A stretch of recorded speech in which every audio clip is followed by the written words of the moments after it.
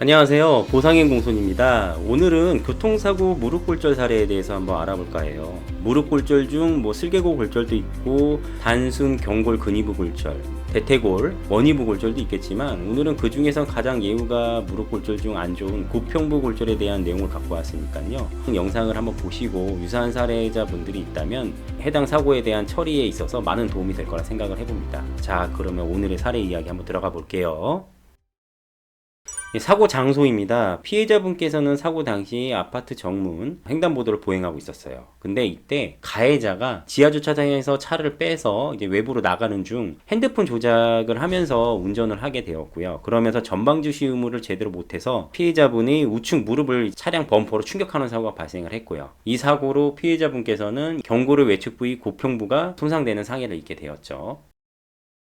진단서를 보게 되면 경골 외측 고평부 골절이라고 돼 있어요. 경골이라는 거는 이제 다리에서 허벅지뼈 아래에 연결되는 가장 튼튼한 하지뼈에 해당하는 정강이뼈를 얘기하는 거고요. 경골의 바깥쪽 고평부 부위가 골절됐는데, 고평부라는 거는 정강이뼈를 봤을 때 무릎 관절 쪽으로 평평한 부위가 있어요. 무릎 관절의 관절면하고 연동되는 부위인데 그 부위가 이제 골절돼서 함몰되는 사고에 해당됐고요. 다행히 이분께서는 고평부 골절 중에서 손상 전도 가 그나마 경미한 쪽에 들어갔기 때문에 환자분께서 치료를 받고 상태의 호전 정도가 여타의 공증도 이상의 고평부 골절 피해자분들보다 참 용이했던 사례에 해당됐습니다. 검사 영상 판독지를 한번 보게 되면요, 경골 고평부에 골절이 있는 걸 알 수 있고요. 그 다음에 외측 측부인대, 전방 십자인대, 부분 파열이 이렇게 있는 걸 알 수가 있어요. 진단서에는 고평부 골절에 대한 내용만 있는데요. 이분께서는 이제 그 전방 십자인대 파열이라던가 내측 측부인대 파열 같은 경우는 부분 파열이었고, 그 부분 파열의 정도도 굉장히 경미한 경우에 해당되기 때문에 아무래도 주치의가 핵심적이고 쟁점이 되는 고평부 골절에 대해만 이렇게 진단을 내었지만, 저희가 손해사정 할 때는 이게 검사 영상 판독지라든가 다 검토를 해서 이런 부분까지 종합적으로 평가를 해서 이제 손해액을 산정을 하게 되겠죠.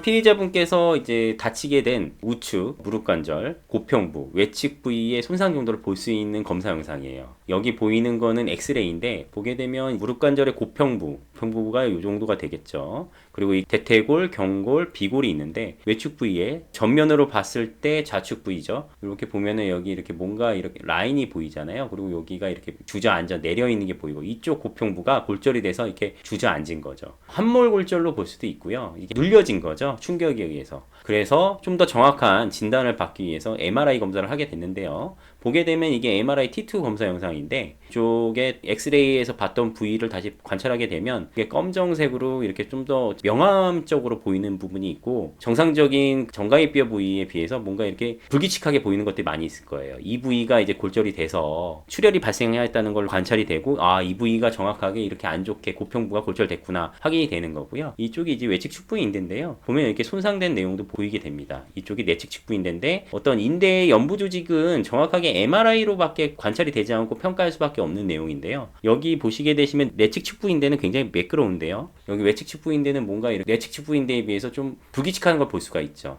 이쪽 부위에 고평부가 손상이 됐고 내측 측부인대도 손상이 됐기 때문에 출혈이라던가 어떤 그 불안정성 때문에 MRI 검사 영상을 찾아서 이렇게 확인할 수가 있었고요.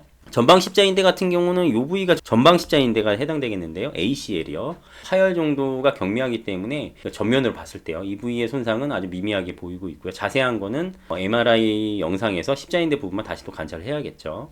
또 이 부위 영상을 보게 되면 이제 수술 후에 관열적 정복술, 수상 부위, 다친 부위를 절개해서 육안으로 보고 뼈를 맞춘 다음에 금속 나사와 의료적 플레이트를 이렇게 대고서 뼈가 이탈되지 않고 고정을 해주는 수술이거든요. 고평부가 굉장히 그 무릎 관절에 있어서 중요한 위치에 해당되기 때문에 이 부위는 수술을 안 할 수가 없고, 수술을 해서 정확하게 확실한 고정이 이행돼야 돼요. 그래서 이렇게 반상면, 전면으로 봤던 어떤 모습이고요. 이건 측면에서 봤을 때 고정된 내고정물을 볼 수 있는 검사 영상입니다.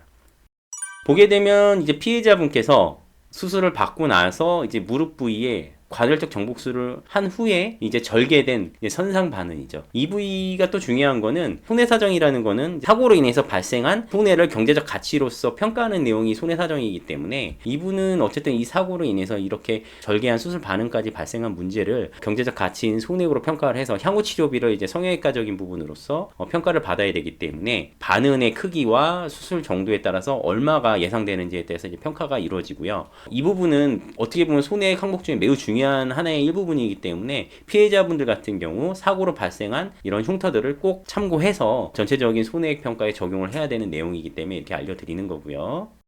경골 고평부 골절 외측 부위에 손상을 입었고 그걸로 인한 이제 손해배상액 그다음에 손해보상을 받아야 되니까 거기에 대한 후유장의 배상의학적인 평가가 이루어졌겠죠. 슬관절 이제 뭐 한시장의 7년에 10%가 인정이 됐는데요. 이분께서 손상 전도가 아까도 처음에 말씀드렸지만 고평부 골절의 정도에서는 그렇게 심한 경우는 아니세요. 심하신 분들은 이쪽 부위가 완전히 다 떨어져 나가서 이제 외상성 관절염까지 이제 올 수 있는 분들이 많이 계신데 이분은 다행히 이쪽 부위만 이렇게 살짝 눌려져서 깨진 정도라서 보게 되면 관절적 정복술이 수술이 잘 이루어져서 뼈의 어떤 관절면이 어느 정도 유압이 잘 되는 상태였어요. 여기에서도 관절면의 경도의 부정 유압 소견은 보이지만 전반적으로 골유압은 양완성해 보입니다. 그 다음에 전방 십자인대 부분 파열이나 외측 측부인대 부분 파열 소견 관찰됐다는 내용, 이런 내용까지 다 해서 이제 노동력 상실 기간, 이제 이분께서 후유장애 노동 능력의 감소가 10%가 발생했는데 이게 몇 년까지 인정될 것인가? 그게 이제 7년이 인정이 됐죠. 보통 이제 보험회사에서 이렇게 7년의 평가가 들어가게 되면 뭐 3년, 5년 그 기간을 뭐 이렇게 감액을 해서 손해액을 평가를 하려고 하거든요.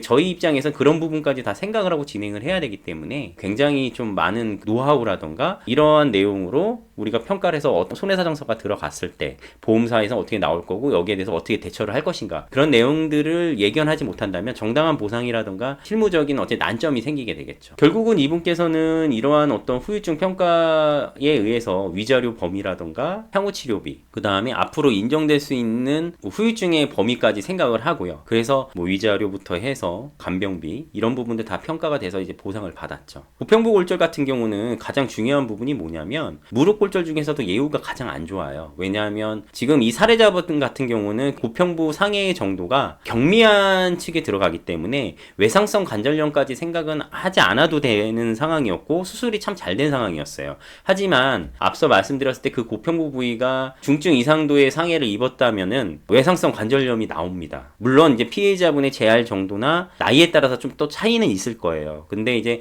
나이가 어느 정도 좀 중년 이상의 고평부 무릎 골절의 상해 정도가 중증이고 치료 과정이나 재활 과정이 원활하지 않았다면 외상성 관절염이 발생할 가능성이 농후하기 때문에 그런 부분까지 생각을 해서 이제 손해사정과 보상 부분을 처리를 해야겠죠. 예를 들어서 한시장애가 아닌 뭐 영구장애가 인정이 된다던가 아니면은 뭐 노동력 상실률의 장애율 자체가 10% 이상이 적용된다던가 복합적인 부분이고요. 치료 기간은 이분 같은 경우는 딱 손해사정 종결까지 1년은 넘었어요. 왜냐하면은 상태가 좋았고 또 이분이 사고 당시에 나이가 많지는 않았지만 다친 위치가 썩 좋지는 않은 고평부 부위이기 때문에 본인이 재활을 좀 적극적으로 받았고요. 그래서 1년 이상까지 재활 치료가 충분히 이루어지고 본인께서 뭔가 이렇게 몸의 호전 상태가 더 이상 더 나아질 게 없다고 판단했을 때 저희가 충분히 예견을 하고 충분히 상담을 해서 어떻게 해드릴까에 대해서 의견을 들었고 나서 이제 진행을 했기 때문에 시간은 생각보다 오래 걸렸습니다. 한 가지 또 중요한 거는 간혹 가다가 사고가 발생을 해서 이렇게 다쳤는데 사고 나서 뭐 몇 개월 있다가 바로 뭐 정리를 해야 된다 이렇게 얘기하시는 분도 있는데요. 물론 피해자분들이 원해서 그렇게 하는 경우들도 종종 있어요. 물론 저희 회사 같은 경우는 그렇게 진행은 안 합니다. 왜냐하면 피해자분께서 그렇게 하시면 무조건 손해거든요. 충분히 치료를 받고 본인께서 몸이 어느 정도 호전됐을 때 더 이상의 치료 효과를 기대할 수 없을 때 진행하는 게 맞거든요. 왜냐하면 신속하게 정리가 되다 보면은 또 치료비가 본인께서 부담을 해야 되고 거기에 대해 생기는 부작용들이 있다 보니까 또 후유증에 대해서도 예상하지 못했던 부분들이 발생할 수가 있고요. 그래서 그런 부분을 생각한다면 충분한 치료를 받고 본인들께서 더 이상의 호전 가능성이 없다고 느껴질 때 진행하시는 게 맞습니다.